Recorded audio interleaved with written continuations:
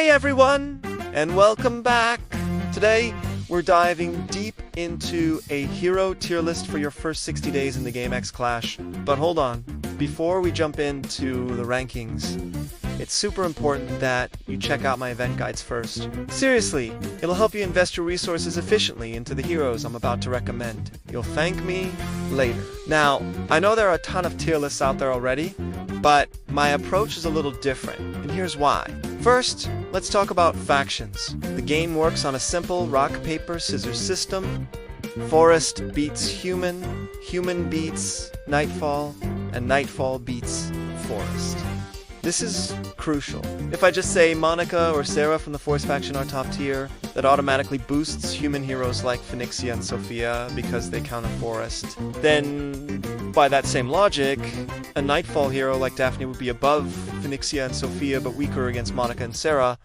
It's all about matchups. Second, the game isn't just one size fits all. You need different builds for different situations. There's a player versus player build, a world boss build, and a more advanced faction-focused build. For the world boss team, tank heroes are not priority. This means you don't need tanks in your lineup unless your tank deals higher damage than your other available heroes. The best team for world boss is all about buffs and high damage. Your DPS heroes will do even more damage if they are the same faction as the boss or the faction that counters it. I have a separate guide on the world boss, so make sure you're subscribed. Your PvP build is what you'll use for pretty much everything else.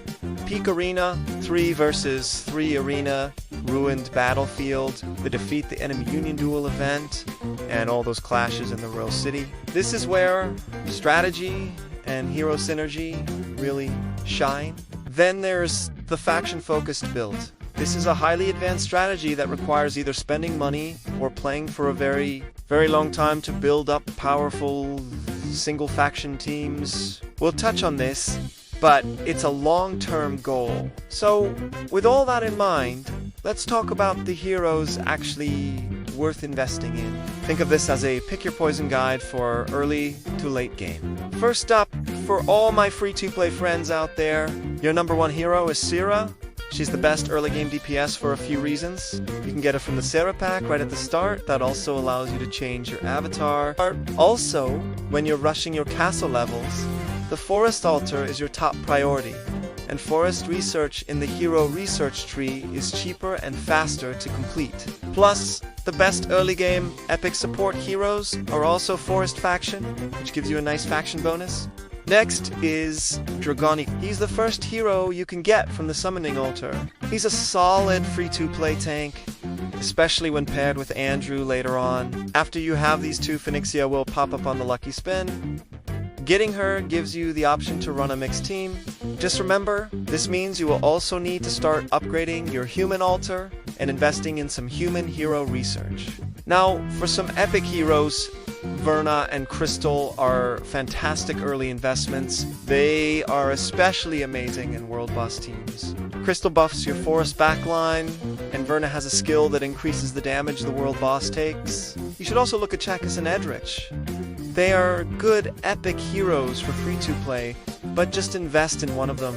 They can fill a spot while you're waiting for Andrew, who becomes available on day 60. Next, let's talk about Yord. He is the best general buffer in the game right now. You absolutely must have him for your world boss teams. He is a game changer. Finally, there's Andrew. He has a great free-to-play tank that you can get from free summons on the 60th day of your server.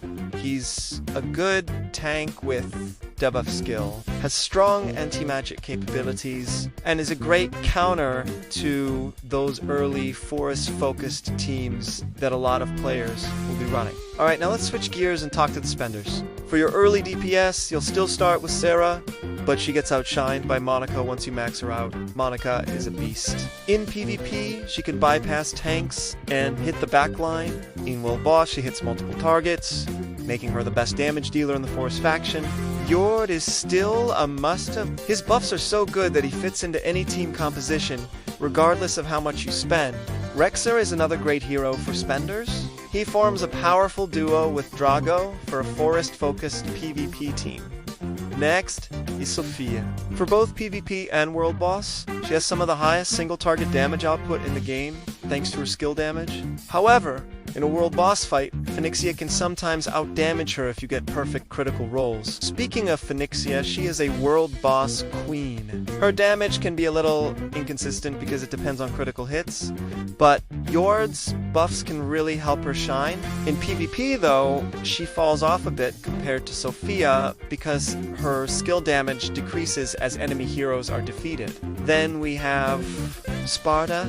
He's a very technical, mechanic-heavy tank that can be used in a lot of creative ways, but just not in World Boss. I'm planning a full in-depth guide on him soon, so stay tuned for that.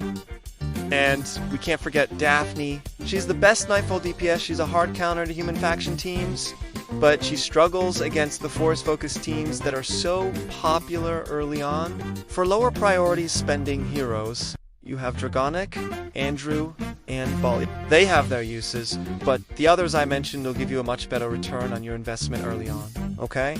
So let's put it all together into a clear tier list. First, for the free-to-play PvP tier list. In the SS tier, we have Sera and Yord.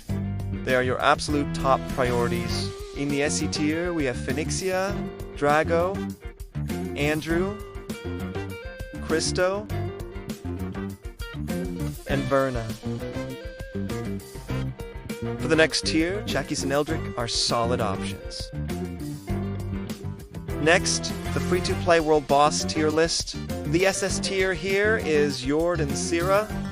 No question. S tier includes Fenixia and Epic Heroes Crystal and Verna for their amazing damage and support.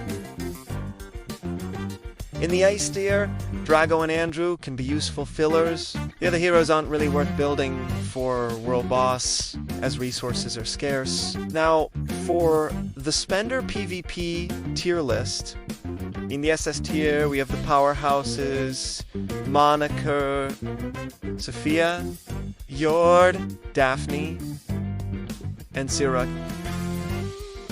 And if Valka gets added to the game before day 60, she's in this tier as well. 4S tier, we have Fenixia, Rexer, and Sparta, if you can use them correctly. The 8th tier includes Dragonic and Andrew. Ending B tier, we have Belio, Christo, and Verna. Finally, the Spender World Boss tier list. This one is all about damage and buff. SS tier is packed with Monica, Sophia, Yord, Daphne, Sera, and Fenixia.